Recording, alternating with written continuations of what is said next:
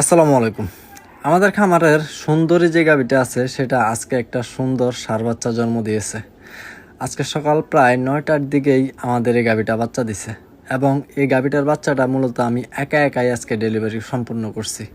সকালবেলা যখন আমি খামারে ঢুকি তখন থেকে আমি লক্ষ্য করতেছিলাম গাভীটার বাট দাঁড়িয়ে আছে এবং গাভীটার লেজ নাড়াচাড়া করতেছে। তখনই আমি বুঝে যাই গাভীটা আজকে বাচ্চা দিবে এবং সেটাই হয়েছে।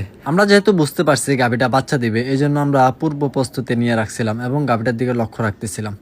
গাভীর পজিশন কী ছিল, অর্থাৎ বাচ্চার কি পজিশন ছিল সেটা কিন্তু আমরা দুই একবার হাত দিয়ে দেখার চেষ্টা করছি এবং আমরা যেহেতু দেখছিলাম যে বাচ্চার পজিশন ভালো আছে, এই জন্য আমরা নিজে থেকে আর ট্রাই করি নাই।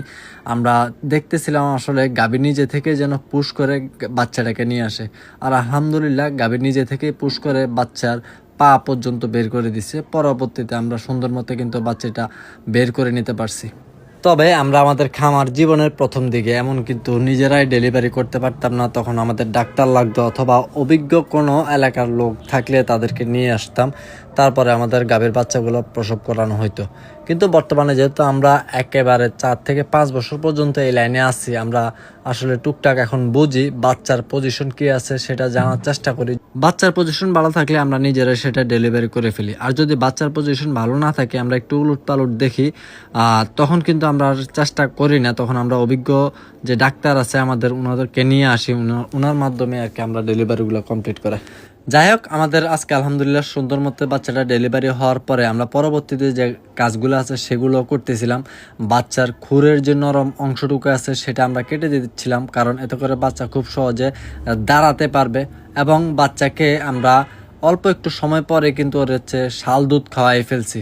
বাচ্চার জন্ম নেওয়ার 1 থেকে 1.5 ঘন্টার ভিতরে যদি শাল দুধটা খাওয়ানো যায় তখন কিন্তু আসলে বাচ্চার শরীরের যে ইমিউনিটি সিস্টেম সেটা অনেক ভালো থাকে এবং তাড়াতাড়ি সে দাঁড়াতে পারে, হাঁটতে পারে। তা আমরা আলহামদুলিল্লাহ বাচ্চাটাকে ধরে প্রথম দিকে আমরা নিজেরাই ওরে দুধ খাওয়াই দিছি এবং ও হচ্ছে গিয়ে দুধ খাওয়ার পরে আলহামদুলিল্লাহ দাঁড়াইতে পারছে, হাঁটতে পারছে।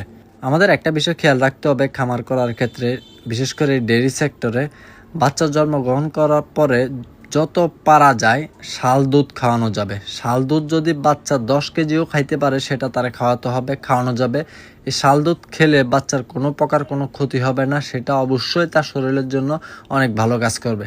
তো আমাদের বাচ্চাটাকে আমরা শাল দুধ খাওয়ানোর পরে বাকি যে দুধটুকু আছে সেটা কিন্তু ওলান থেকে টেনে বের করে নিচ্ছি, কারণ ওলানে বেশি দুধ জমা হলে সেটা আবার ম্যাস্টাইটিস হয়ে যাবে, এই জন্য আমরা বাড়তি দুধটুকু টেনে ফেলে দিছি। আমাদের বাচ্চাটার জন্য সবাই দোয়া করবেন। আসসালামু আলাইকুম।